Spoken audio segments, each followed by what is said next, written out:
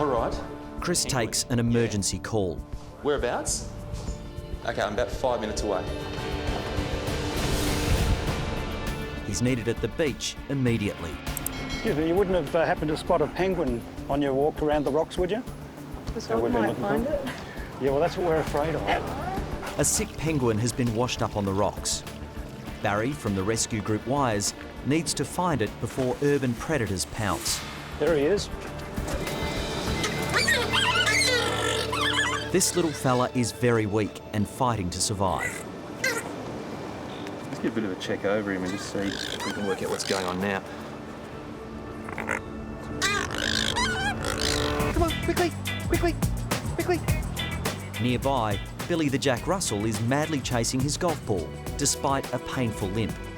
His owner, Adam, is worried. Yeah, he's got a problem. Well, he was playing in a park with the dog and got bowled over and had a limp after that, and the limp just hasn't improved. Is that leg still sore? Now it's time to go to the vet and do what I've got to do. Just feeling around his sternum there, along his keel bone. Now, penguins have a pretty good covering of fat, but that sternum there is quite prominent. The malnourished fairy penguin has been found just in time. And aside from the stress that we're obviously putting him under just by looking at him, his system is under a bit of strain. I think the most likely thing that's happening at the moment is he's going through the process of molting. To do that, he requires a lot of energy, and if he hasn't put enough energy into his bank, which is his fat reserves, then he can't draw enough out during these periods to sustain him. And if he's lacking energy, he's going to come ashore and he just can't feed. And if he does that, he's in big trouble. Chris is now taking the penguin back to the clinic for further treatment. Billy boy.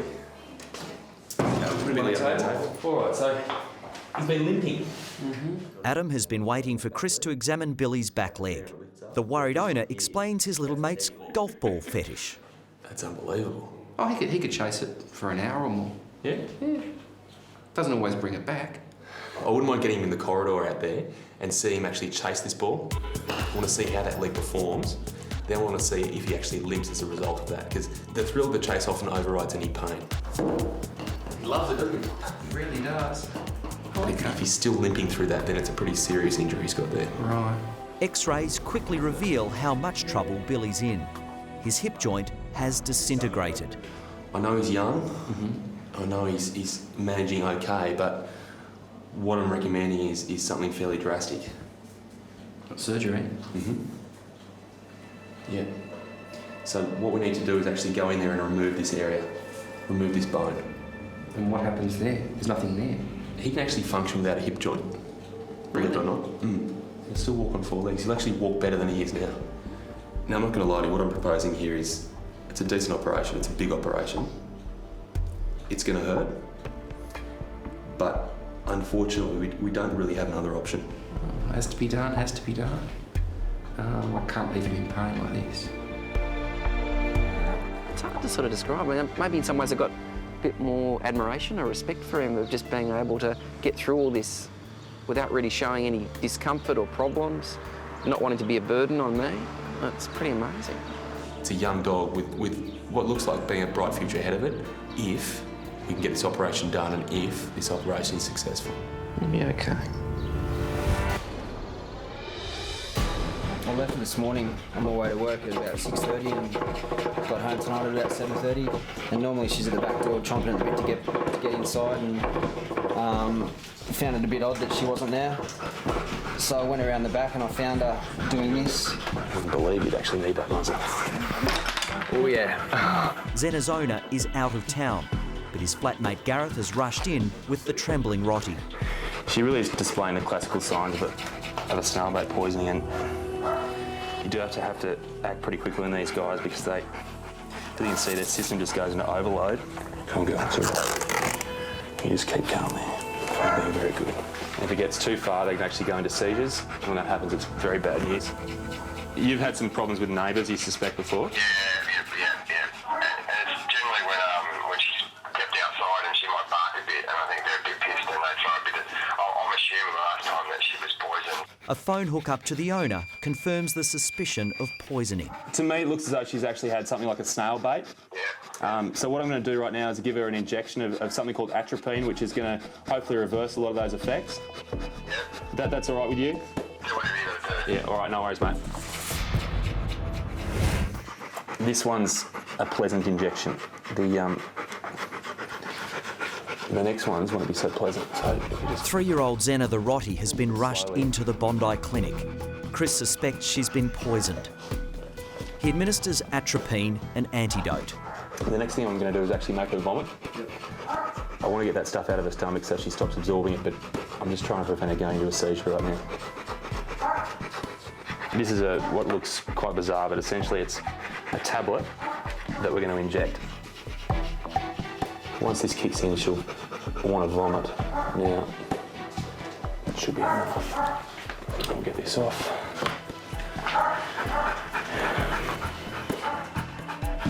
This is going to be a really tough moment for her because she's already feeling incredibly bad. Go on, go. Perfect, here we go. Come on, girl. Yeah, it does stink, doesn't it? You're in charge of that. Oh, great. Lucky you. Can you pass me that tape as well? Zenna's vomit is green. Chris now realises she's swallowed snail bait containing a deadly poison called metaldehyde. There's no antidote for that. It's a little bit funny that the guy who owns the dog is a cop, and so is a housemate, and so are all these guys here. If this dog's been poisoned, the person that poisoned it doesn't know what he's messing with, does he? He's in a bit of trouble. The intravenous route just doesn't seem to be responding to that, and that's probably a result of the poisoning itself. What I'm actually going to do here looks a little bit strange, but it works. There's a great blood supply to the eye, and that gets absorbed pretty quickly. Yep. It's a bit of an irritant though, so she won't like this. Paul, Zenna's owner, is now racing back to Bondi to be by her side. Once you get to know her, she's the most beautiful, friendly, lovely-natured dog. She's an absolute... She thinks she's human. She's a baby. Yeah, Paul? Yeah, mate. Hey, mate. What I'm proposing is that we take her over to the emergency centre for the simple fact she's going to probably need to be anaesthetised and also monitored throughout the night. And she also needs something called a gastric lavage. Zenna needs her stomach pumped urgently to purge the toxin from her system. I'm assuming she's actually been given a fair-sized bait there. So just put it in. At the moment, it's touch and go. The seriously ill Rottweiler now needs to be transferred to the clinic's emergency referral hospital, SASH. Chuck a blanket on her or something? Or... Yeah, we'll do that in here. She's warm enough, though. It's all right. Zenna is in a critical condition. How you going? You've got Zenna. Just to fill you in, Lisa. She came in about an hour and a half ago, and she was tremoring and basically in a fair bit of distress. So just putting both tubes in. We're trying to fill up the stomach with warm water and then basically empty it out. So trying to physically remove all of the toxin from her stomach. The thing I'm most mindful of at the moment is the potential for brain damage. We saw Zenna's temperature shoot through the roof to above 40 degrees. Now, if it goes over 41 or, heaven forbid, 42, then there's a very real risk of brain damage. The gastric tube has been removed, and now the vets can only wait and hope. What we're looking for over the next few hours is basically a reduction in the amount of tremoring she has. We want her whole nervous system to calm down. The devastated owner finally arrives. Just so you know that we are doing everything we can.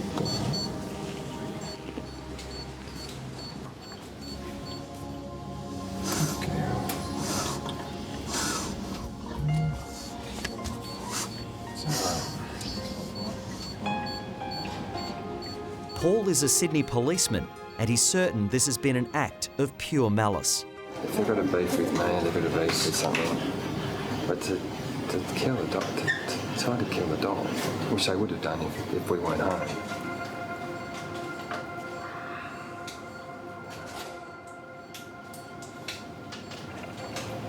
It makes me angry. I don't know why. I've got to be the lowest of lows. So the next few hours pretty much decide Zenna's future. If she can metabolise the toxin that's in her system, keep that temperature down, and begin to show some significant signs of improvement, then the future looks good.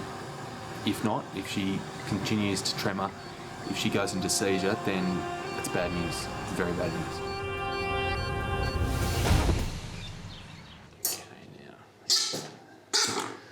Certainly not losing that ability. Next morning, Chris checks on the malnourished fairy penguin. Is he dehydrated? He's a little bit, yeah. It's a bit indignant, really, the whole crop needle, but it's the only way to do it. There you go, sweetheart. Paddy the penguin is weak, but he's putting up a fight. He's feisty. Chris is analysing a sample of Paddy's poo to find out just how much trouble this guy's in. Oh, hang on. We've got worms here. Geez, there's so many. The simple fact is he's not eating at the moment. He's under stress, and all these parasites in his gut are trying to eke out an existence as well and trying to suck out as much nutrition as they can. It's quite a chance there that he'd come out second best. It's 1.07 kilos. The zoo is coming to pick him up tomorrow, but in the meantime, we need to find a nice little spot to get his strength back. We're absolutely shockers out the back. There's so many dogs and cats out there that are just going to add to his stress. So I've organised some alternative accommodation. Do you mind if I have someone to stay tonight? No, that's fine. You sure? No, mate, you don't, like, I don't know if you're taking a piss here, but of course you don't. You have to ask me. It's only... Chris has decided Paddy the sick penguin can crash at his place for the night, but checks first with his somewhat confused housemate. No, not at all. It's a bird, so... That's fine.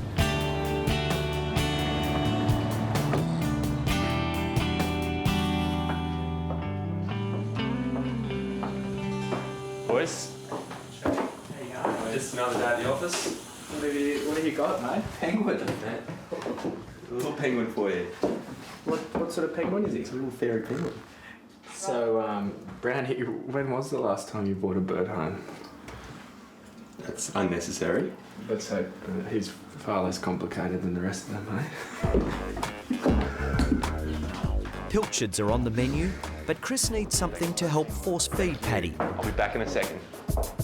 Hello, how you going? I've lived here for 10 years now, and there's always some strange animal here, a homeless dog or a needy cat or something like that. Can I just grab some chopsticks, just the wooden disposal ones? Is that all right? But the penguin is about as strange as it's got recently. Got him. And yeah, they thought it was just a little bit strange, but never mind. We'll see if he takes it. Are you trying to That's my finger is trying to get. Paddy's not showing a lot of gratitude for his free dinner, but Chris persists. I mean, it looks very messy, and it is always going to be a struggle, but right now he doesn't really realise that he's got to eat. Come on, down the hatch. That's it. You've almost got to make the decision for them. The plan now for Paddy is some much-needed rest. All right, mate, well, good night. There you go. How are you, Lisa? Good, how are you? Good, thank you. You must be Better. happy. A lot better. Yeah, come see her. You'll be over the moon. At the emergency hospital, Zenna has made it through the night. Oh, yeah, look at you wagging your That tail's going. So she'll still be quite groggy today and even probably into tomorrow. It's been a close call. Zenna could have suffered severe brain damage, but remarkably, she's okay. And she looks so normal now. Yeah. To see her lie in there last night broke my heart, and but to see her again today, complete turnaround. I can't describe it. Ecstatic, relieved. Don't be all camera shy now. You always want to be the centre of attention. Have I got a surprise for you? Yeah? You like the sound of that? These little flippers are powerful, and even when I'm holding him there, they flick against me, and you feel them. It's like he's trying to slap me. How's that? I like it, isn't it? He's rested up now. I'm pretty keen to see how he performs in water. Also, there's a chance he might actually feed a bit more comfortably in water as well. Never seen a beach like this before, have you? Immediately, he seems more at home. You put him in here, his eyes brighten up, he wiggles those little flippers like he does. He has a shake, a bit of a preen. Thanks. Thanks. That was nice. What we're seeing right now is a very positive step in the right direction, but it's a very long road to recovery. It's not long. Not long, okay? Hey, Barry? Barry from Wires is ready to escort Paddy to the zoo. Hopefully, after a few weeks of rehabilitation, Paddy will be able to rejoin his mates out in Sydney Harbour. Hi, Paddy. It's been fun, mate. It's been real. Thank you. No worries. All the best. See you, mate. Having a big operation today, aren't you? Billy, the 7-month-old Jack Russell, is about to have major leg surgery. I didn't sleep very well last night, and I don't think Billy did either. And he's getting very affectionate at the moment. I think he's now senses there's something about to happen as well. It's not easy. It'll be okay.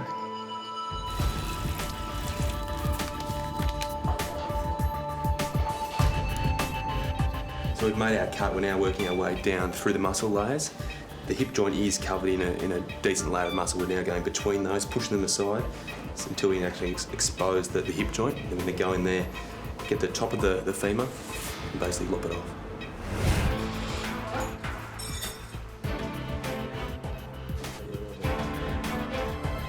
Billy the Jack Russell is having hip surgery. The complex operation needs both Chris and colleague Tony Mossman. I guess the next step's the money step, because we've positioned our chisel, essentially it's a chisel in there. Now get the hammer and bang down, and it takes that head of the femur on one side and leaves the rest of the femur remaining on the other side. So this is the bit that, I guess, fixes the problem. Yeah.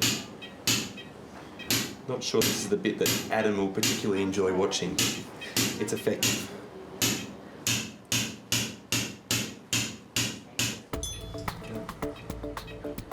There we go.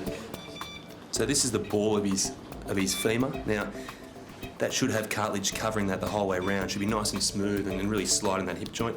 You can see it's just been eaten away by this problem that he's had. So he's really better off not having that in his body at all. That bone was just days away from collapsing. Billy has just been saved a lot of pain and permanent disability. Back at home, Zenna is showing no signs of her snail bait ordeal.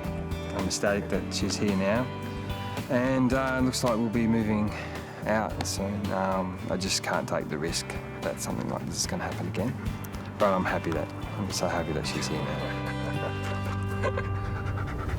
How's our boy? Hey, Billy boy. How you going, matey? You're looking good. You're looking real good. Next morning, Billy has made a great recovery from his major hip surgery. He's much more cheerful this morning. Yeah. I wouldn't expect he's going to try and use that leg too much today anyway. It's very early days. Absolutely. Geez, the mouth's okay though. Yeah, I guess we're around 18 hours since the operation, and from being a sooky thing yesterday, he's now a sooky thing today. But he's going really well. He's putting a little bit of weight on that leg, which is probably above and beyond where we thought he'd be. Go, okay? Go home pretty soon. Not long. Oh, good boy. Oh, look at you. Really looking forward to getting home. Have a special treat for him, I think. Hey, what do you think? Hey, I'm going to go home? Sleep in your own bed tonight too, hey? It's been a good holiday for you, hasn't it? You've really regenerated. Look at that. New clothes too. After 2 weeks at the Taronga Zoo Health Farm, Paddy's ready to be set free, and he's got a new mate for company. Yeah, they've been getting on very well. They've become good friends in wildlife. You go there and make some more friends, all right? Okay, See you, Paddy. Somewhere out there in Sydney Harbour, family members are waiting, and these two are impatient to start their journey. It's just so good to see him go and go so well.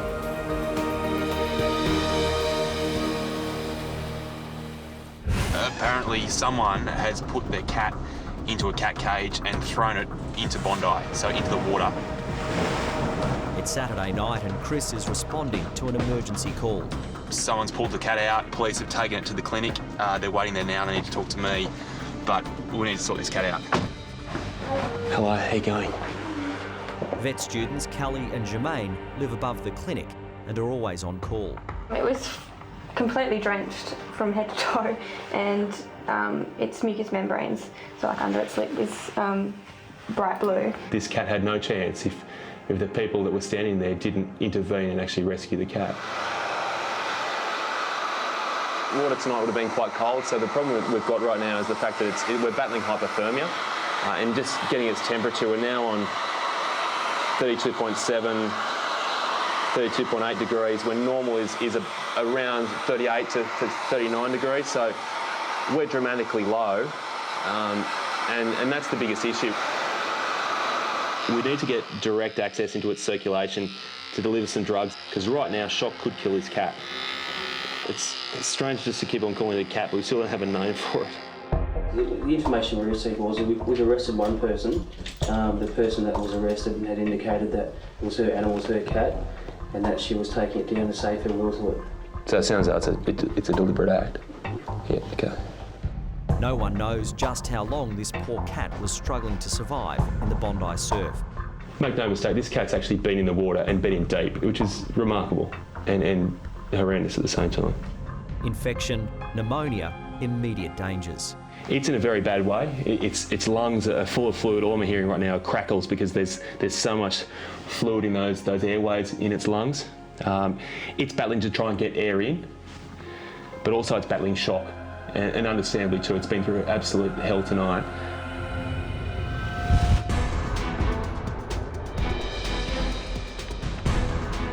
I know he was just acting weird, and then I rang up my brother and said, do you know what's wrong with him? And he said, last time that happened, it was a tick. 17-year-old Lucas has arrived at the Bondi Referral Hospital SASH with the family Samoyed. The 11-month-old, called Polar, has suddenly lost control of his back legs and can no longer stand. How long ago could he not walk? When did you notice? Probably about 3 or 4 hours ago was when I first noticed it. Okay.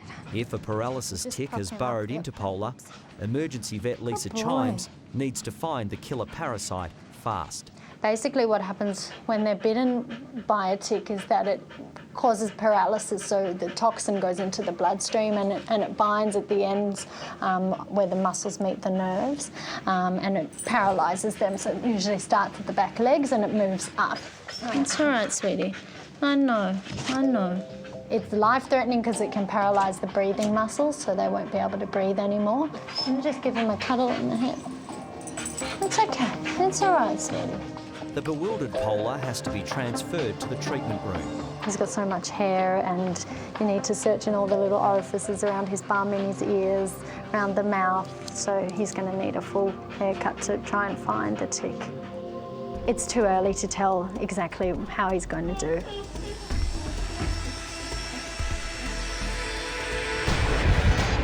Back at the Bondi Clinic, Chris is using drastic measures to try to save the cat pulled out of the Bondi surf. Now, the cat won't like this, but it is for its own good. We're just trying to loosen up the fluid from those airways and using gravity to try and force the fluid out of its lungs. We've now got our first bit of good news. The temperature's now come up to 33.7, so it is climbing. It's still too early to say that it's actually going to recover, but this is a good sign right now. From what the police have said, the owner of this cat was putting it out of its misery, was giving it what they called a good death. Now, to me, the cat looks okay. It's just one of those ones you just stand back and just shake your head at. The cat needs rest to overcome the shock. Might grab a stethoscope. But when he's moved to the treatment room, he takes a turn for the worse. Just since we've moved it, the cat has actually gone downhill a little bit, which is a concern. Now, what I'm actually going to do is transfer him to X-ray and just see if we can get a picture of his lungs and just see how much fluid's sitting in there. Right now, I'd say around 60 to 70% of his lungs are actually functioning. This bit of lung is what's keeping him alive. If he was under for any longer, and it may just be a matter of seconds, probably one more breath, one more intake of that salt water would have filled up this area of lung with seawater, and he'd be dead right now. The cat's now in one hell of a fight for its life.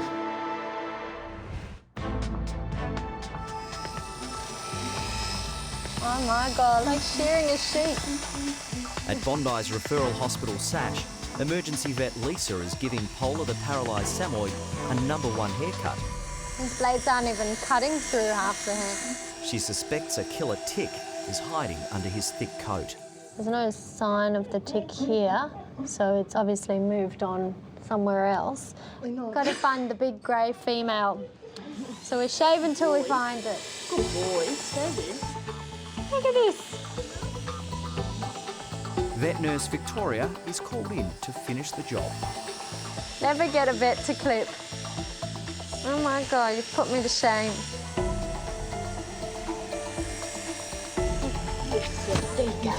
It's all right, honey. I'm in the firing line. Anti-serum is slowly running through Polar's system to try to neutralise the tick's poison. It works just like anti-venom for snake bites. All right, sweetie. Okay. He came in roughly 2 to 3 hours ago. He could walk on his front legs. Now he can't walk on his front legs, so the paralysis has extended up to the front part of his body already. She's nearly done. Boy, you're a good boy. Easy, mate. I can't imagine how hard it would be to feel like this. Easy, baby. Good Okay, boy. stop. Polar is becoming more distressed. The anti-serum could take up to 24 hours to start working. Calm down.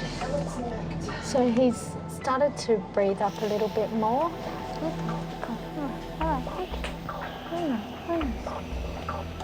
His oxygen levels are reading slightly lower than they were before. So at this stage, we're just going to try him with a little bit of oxygen and see if we notice any improvement. Good boy, you're so brave. Despite the extreme measures, unfortunately, the tick hasn't been found.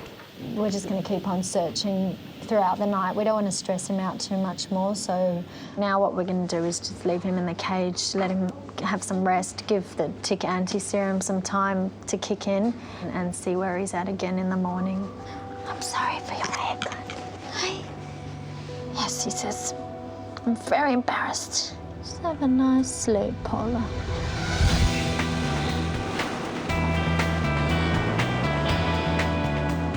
Police were alerted to a woman standing at the edge of the ocean pool at Bondi Beach last night by a concerned member of the public. While the man was trying to help the woman, she threw a cage into the water. The man went to retrieve it before noticing there was a cat inside. Oh, hello. Hi. Hello, buddy. Gee, looks good. Next morning, the cat who was left to die in the Bondi surf is more alert, but still traumatised. Last night he was probably around 60% capacity in terms of the area of his lung that was actually working. Remember this? Yeah. Now he's nudging around 90%, I'd say, just listening to his chest. The lungs sound clear, there's none of those awful crackles that we had last night. I've decided he doesn't. Chris and Sarah are trying to tempt the miserable Moggy with some chicken. It's hot chicken too. Let's not underestimate the effort that we've gone to here. It's the real deal, mate. He's understandably suspicious of the entire human race. You ever heard of anything like this before? No, nothing like this. It's quite horrifying, actually. It's it's going to take time, and you can see why. You poor thing. You're so pretty. Yeah, he's a nice What a cat. beautiful face. Big fat face. Yeah. Yeah. When he first came in, understandably, he was absolutely beside himself. He was very scared. He didn't trust any people. We couldn't get near him, in fact. Okay. There we go. If you grab him. Off we go. It's just a horrible thing to think of, that someone actually would throw a cat in the water in its cage at Bondi Beach. It's just horrendous. So hopefully we'll be able to get him a nice new home. It's all right. There you are. There we go, yeah.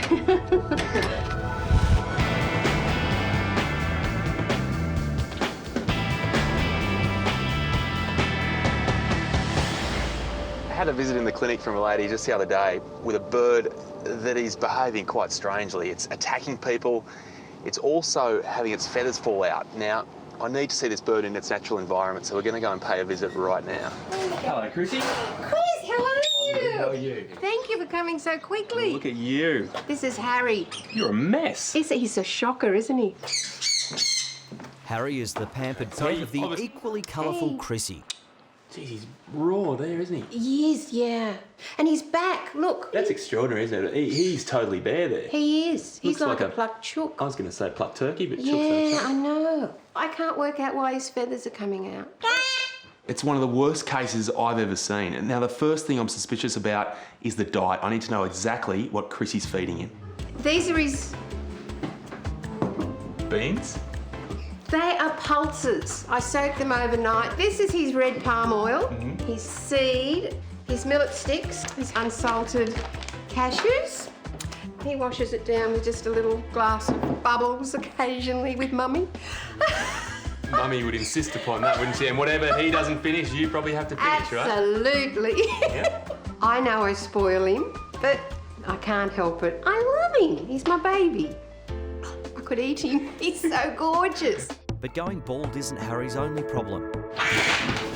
He hates Chrissy's husband John and is not afraid to let him know it. Will you leave me alone? Go on, go. Tell you what, I hate that parrot. It's got to go. It's either him or me. Look at the feathers go up. Yeah. Oh, that's not a good look, Harry. Despite a life of luxury, Harry the parrot has had a serious feather loss problem for the past 4 years. Drawn more blood. Come on. He also has a vendetta against Chrissy's husband John. Why are you so nasty? Why do you do it? Harry's hatred of John seems to start out as outright aggression, but then, it turns into something quite dysfunctional. Now he's having his way with my hand. Oh, he is too. You're not jealous, are you, Chrissy? No, I've never seen him do it before. What's Chris gonna think of us? It may look like love is in the air, but Harry's amorous gyrations are anything but. This is aggression on a new level. Yeah. Normally he's just flapping his wings, biting you. Yeah. But that is the most aggressive and most dominant-minded gesture he can give you. You never see that. That is amazing. You know, it's actually similar to what a dog does when he's trying to show dominance, but I've never, ever seen a bird do that before. It's just bizarre. Now, I'm pretty sure that Harry's violent jealousy towards John is the cause of all this mass feather fallout, but I need to know for sure. I think we should set up a little sting.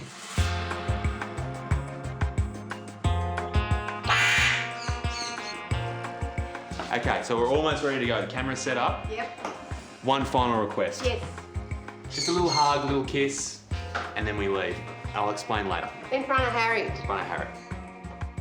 Darling. Oh. Oh. This is going to send him into a frenzy. Bye, Harry. Bye, Harry. Bye. I feel so bad we're playing a trick on Harry, but we've got to find a solution. I mean, if we don't, he's going to be completely bald. Bye, Harry. Bye, Harry. Bye.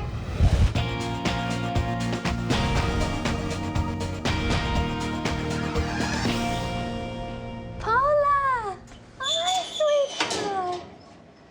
Look at you. Hey? At Bondi's referral hospital Sash, 11-month-old Polar is still fighting the effects of poison from a paralysis tick. He was searched throughout the night for more ticks. They didn't find any others, but he doesn't look like he's got any more. You want to try stand for me? Oh, sweetie. It seems the tick has disappeared, but Polar still has a long way to go. He's not completely out of the danger zone. I guess his swallow reflex is not perfect. Boy, I know you don't like your mouth being touched. There always is the risk that he can inhale some of his food, so we have to just feed him very slowly. And some chicken. Hey, is this better than dog food? Come on. Ah, it's a bit spoilt. This is a really quick recovery for a tick bite. Honestly, I usually find it takes about 24 hours for us to notice some improvement, and in his situation it's been less than 12 and he's already made a dramatic change. How are you feeling about your new haircut? Hey? Feel like a new man. But the last step for Polar before he's allowed to go home is to prove he can stand up and walk. Harry, we're back. Feathers. Oh my God. Back at the Parrot Pleasure Dome, Pet Detective Chris is trying to find out why Harry is losing his feathers. Well, let's find out. We've got the camera. So come on over here and let's have a look at what we've found. So we've just left the house. And he's at home alone. Ooh. And there he goes. Right there. So while you're out or you're in bed and he's alone, this is what he's doing. Harry is the total attention seeker. This is self-mutilation for the sympathy vote. He's doing it to himself. He's pulling the feathers himself. He's pulling his own feathers out. Why? So under his wings, on his belly, on his legs, he's targeting those areas Right. with that sharp beak of his and pulling at those feathers until they come out. Chrissy is in shock. After 4 years of wondering why her pampered parrot is dropping feathers, she's just discovered he's plucking them himself. So why is he doing it? Why? He's that frustrated that he's got nothing else to take his frustration out on apart from himself. You two are more than just friends in his eyes. He's in love with me. He's in love with you. But he doesn't want to have sex with me. No. Whenever he's not with you, Right. you're with John, his competition. And he's smart enough to know that. He can tell a male from a female Right. using his sense of smell. Don't even try it. Don't even try it. The question is, how do I stop it? I can't be with him 24/7, can I? I can't take him to bed with me. I can't take him shopping with me. What do I do? We're going to put him on. Are you serious? We're going to put him on Prozac. Oh my God. And this will work. Prozac is used all around the world for dogs, cats, and birds to ease their anxiety issues. It works by increasing the level of serotonin in the brain, which is the feel-good hormone. They feel better about the world, and I hope, in Harry's case, it's going to stop him getting to that breaking point. So I've got to add Prozac now to all his food. Food is another thing. He's eating too much as well. Just give him some seed, small amount. Give him some greens like spinach, broccoli. He's going to become the biggest loser, isn't he? Well, Harry, it's you and me. Oh, this is as close as I can get. Collar's too big for you now, huh? You've no hair there. It's time for Polar to leave Sash. I'm here to pick up Polar. The poison from a potentially lethal tick bite paralysed both his front and back legs. Despite his rapid recovery, the Samoyed's still having a bit of trouble. Hey, it's too slippery. Come on, Paula. Come on, who's that? Come on. Who's there? Hey? Quentin is the older brother of Lucas, who rushed Polar in to the emergency hospital. Tell him he's saved his dog's life. Yeah, definitely did. You're happy to go home? You are? You're such a good boy. From now on, Polar must be checked for ticks every day. This has been one lucky escape. I was really surprised first at how he changed. His coat was completely gone. Like he went from looking like a polar bear to almost a lion. But it's just good seeing him alive, happy, strong. It might be an idea that they keep him clipped. I won't tell the Samoyed Society that, but it's just going to make their lives a lot easier and help him out and hopefully prevent this happening again. No, he looks kind of like a poodle. Gross.